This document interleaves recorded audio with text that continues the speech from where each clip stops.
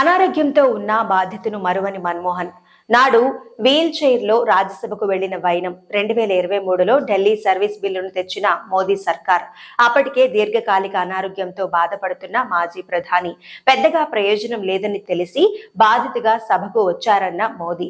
మాజీ ప్రధాని మన్మోహన్ సింగ్ దీర్ఘకాలిక అనారోగ్యంతో బాధపడుతూ గురువారం రాత్రి తుదిశ్వాస వదిలిన విషయం తెలిసిందే.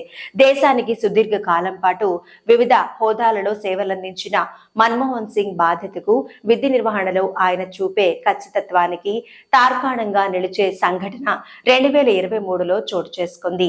గతేడాది ఆగస్టు 7న కేంద్రంలోని మోదీ సర్కారు ఢిల్లీ సర్వీసెస్ బిల్లు తీసుకొచ్చింది. ఈ బిల్లును ఆమ్ ఆద్మీ పార్టీతో పాటు ప్రతిపక్షాలు అన్ని వ్యతిరేకించాయి. ఢిల్లీ ప్రభుత్వ అధికారాలకు కత్తెర వేయడానికి కేంద్రం ఈ బిల్లును తీసుకొచ్చిందని ఆరోపించాయి. బిల్లుపై ఓటింగ్ జరగాలంటూ పట్టుబట్టాయి. దీంతో ఉభయ సభలలో ఓటింగ్ జరిగింది.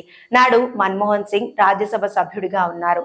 ఇండియా కూటమి పిలుపు మేరకు బిల్లుకు వ్యతిరేకంగా ఓటేయడానికి వీల్ చైర్ లోనే సభకు వచ్చారు. అప్పటికే అనారోగ్యంతో ఉండి నడిచే పరిస్థితి లేనప్పటికీ సభకు వచ్చి బిల్లుకు వ్యతిరేకంగా ఓటేశారు.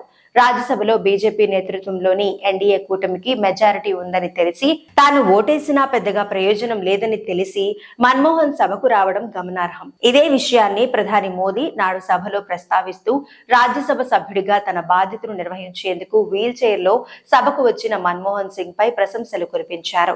ఈ బిల్లు విషయంలో ప్రభుత్వం మాటే నెగ్గుతుందని మన్మోహన్ సింగ్ కు తెలుసని, అయినా బాధ్యతగా వచ్చి ఓటేసి సభ్యులకు ఆదర్శంగా నిలిచారని కొనియాడారు.